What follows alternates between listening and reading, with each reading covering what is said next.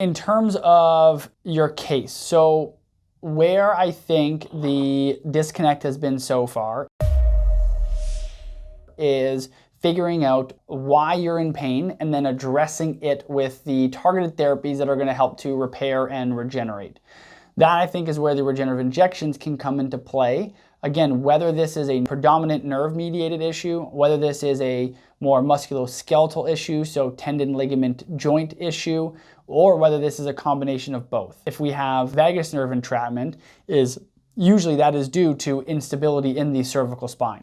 So we have instability in the cervical spine that results in the impingement on the vagus nerve, which can cause the more widespread symptoms that people can have when they have a vagus nerve dysfunction. It's also possible that the vagus nerve is not involved and you are having some of the weird hyperacoustic sensory type stuff because of the cervical spine, because some of the muscles in the back of our skull actually are involved in things like our vestibular balance and our proprioception, and all of that can start to impact how our brain is perceiving information from the world, which can obviously affect our other senses.